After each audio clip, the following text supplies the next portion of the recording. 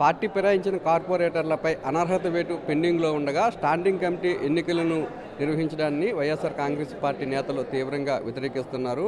ఎవరైతే పార్టీ ఫిరాయించారో వారికి ఓటు హక్కు తొలగించిన తర్వాతే ఈ స్టాండింగ్ కమిటీ ఎన్నికలు నిర్వహించాలని, లేదా వారికి ఉన్న ఓటు హక్కును తొలగించాలని చెప్పి వైఎస్ఆర్సీపీ కార్పొరేటర్ డిమాండ్ చేస్తున్నారు. ఇంక ఇదే అంశం మీద మనతో మాట్లాడడానికి వైఎస్ఆర్సీపీకి సంబంధించిన కార్పొరేటర్ ఉన్నారు. అంటే ఎవరైతే పార్టీ ఫిరాయించారో వారందరికీ కూడా ఓటు హక్కు తొలగించకుండా ఈ ఎన్నిక నిర్వహించడాన్ని ఏ విధంగా చూస్తారు సార్? ఇది కేవలం వాళ్ళు ఈ స్టాండింగ్ కమిటీ అన్నీ కూడా ఆ కూటమి వాళ్ళు కైవసం చేసుకోవడానికే ఈ విధమైన ప్రయత్నాలు వారు చేస్తున్నారు. ఎన్నికల్లో మరి మా వైపు గెలిచిన వాళ్ళందరినీ కూడా అక్రమంగా 27 మందిని కార్పొరేటర్లందరినీ కూడా వాళ్ళు ఇప్పుడు వాళ్ళకి ప్రలోభ పెట్టి వాళ్ళు భయపెట్టి వాళ్ళ పార్టీలో చేర్చుకోవడమే కాకుండా వాళ్ళ మేయర్ పీఠం దించడమే కాకుండా ఈరోజు మళ్ళీ స్టాండింగ్ కమిటీ ఎన్నికల్లో కూడా వాళ్ళ అన్ని స్థానాల్లో కూడా వాళ్ళు గెలిచే విధంగా కుట్రలు చేస్తున్నారు. ముందు మేమందరం కూడా వైఎస్ఆర్ కాంగ్రెస్ పార్టీ కార్పొరేటర్లు అందరూ కూడా మా పార్టీ తరఫున అడుగుతుంది ఏంటంటే, ముందుగా 27 మంది ఎవరైతే తీసుకున్నారో వాళ్ళకి సంబంధించిన అనర్హత పిటిషన్ కోర్టులో పెండింగ్లో ఉంది. దానికి సంబంధించి ఫిర్యాదు కూడా కలెక్టర్ గారు చేయడం జరిగింది. వాళ్ళ వివరణ కూడా అడిగి తీసుకున్నారు. కాబట్టి వాళ్ళ మీద చర్యలు తీసుకుని 20 మందిని అప్పుడు ఎన్నికల్లోకి రమ్మని చెప్పి మేమందరం గట్టిగా వైఎస్ఆర్ కాంగ్రెస్ పార్టీ తరఫున ప్రశ్నిస్తున్నాం. అంటే అధికారులు తీరుని ఏ విధంగా చూస్తారంటే, మీరు ఇప్పటికే అనేక దఫాలుగా కంప్లైంట్ చేసినప్పటికీ కూడా వారి మీద ఎటువంటి చర్యలు తీసుకోకుండా వారికి ఓటు హక్కు కల్పించడానికి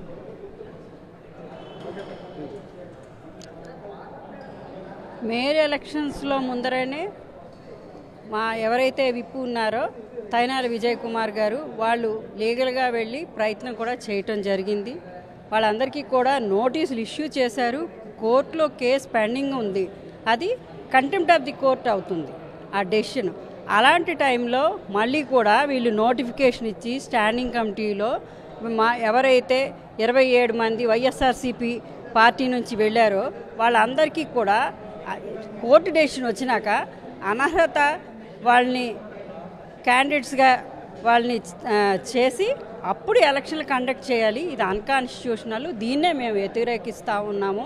కాబట్టి ఈ ఆఫీసర్స్ కూడా ఏదైతే ఇప్పుడు మేయర్ పీఠం కైవసం చేసుకున్నారో వీళ్ళంతా కూడా కుమ్మక్కై ఇదంతా రాజ్యాంగ విరుద్ధంగా చేస్తూ ఉన్నారు. మేమైతే మాత్రం వైఎస్ఆర్సీపీ పార్టీ మాత్రం మా 32 మంది ఎవరైతే ఉన్నామో పార్టీకి సిద్ధాంతాలు కట్టుబడి ఉన్నామో మేమందరూ మా 32 మందిలో 10 మంది మేము పోటీ చేస్తున్నాము. అదే కూటమి ప్రభుత్వంలో అయితే మాత్రం ఎవరు కూడా సరైన మెజార్టీ కూడా లేదు. ఎవరైతే ఈ మా పార్టీ నుంచి వెళ్ళారో అనర్హత విషయం తెలియకుండానే ఈ విషయాన్ని మేము తీవ్రంగా ఖండిస్తూ ఉన్నాం. అడ్డదారిలో మరొకసారి స్టాండింగ్ కమిటీ సభ్యులను గెలుచుకునేందుకు కూటమి ప్రభుత్వం చేస్తున్న కువితలుగా భావించవచ్చు అంటారా?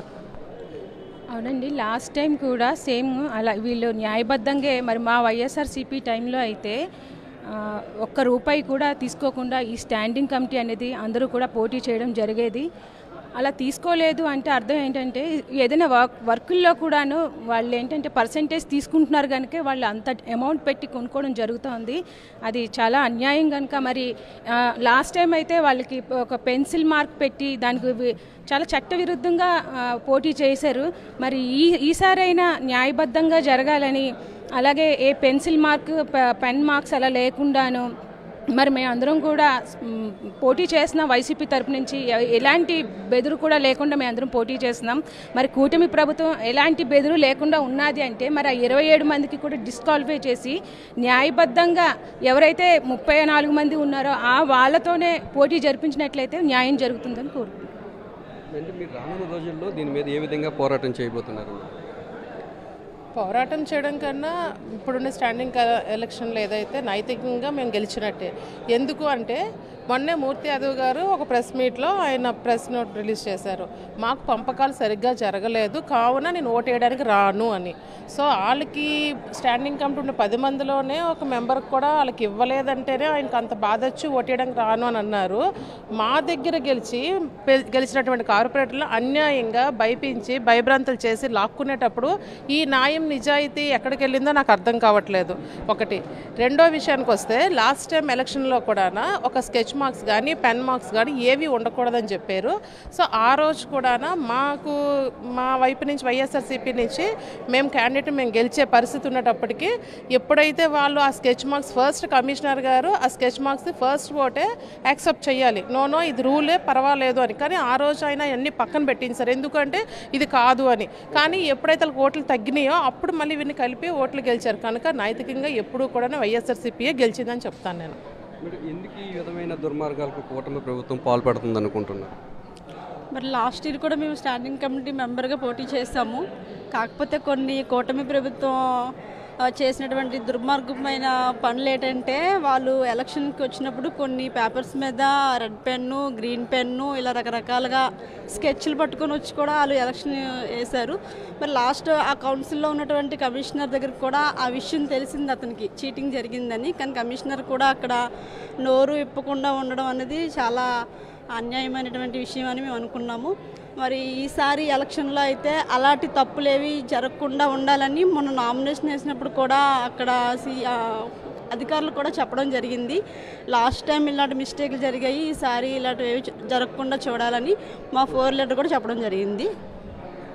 గతంలో నిర్వహించిన స్టాండింగ్ కమిటీ ఎన్నికలు నిబంధనలకు విరుద్ధంగా జరిగితే ఈసారి మాత్రం నిర్వహించే స్టాండింగ్ కమిటీ ఎన్నికల్లో పార్టీ ఫిరాయించిన కార్పొరేటర్లకు ఓటు హక్కు కల్పించి ఎన్నిక నిర్వహిస్తున్నారని, కూటమి ప్రభుత్వం అడ్డదారిలో స్టాండింగ్ కమిటీ ఎన్నికల్లో విజయం సాధించాలనే కుట్రలు చేస్తుందని, తాము దీన్ని తీవ్రంగా వ్యతిరేకిస్తున్నామని, ఎవరైతే పార్టీ ఫిరాయించారో వారందరికీ కూడా ఓటు హక్కు తొలగించాలని డిమాండ్ చేస్తున్నారు. ఇప్పటికే ఈ అంశం హైకోర్టులో కూడా పెండింగ్లో ఉందని, ఒకవేళ ఎన్నిక నిర్వహించినా అది కంటెంట్ కోర్టు కిందే వస్తుందని చెప్పి వైఎస్ఆర్సీపీ కార్పొరేటర్లు చెప్పారు.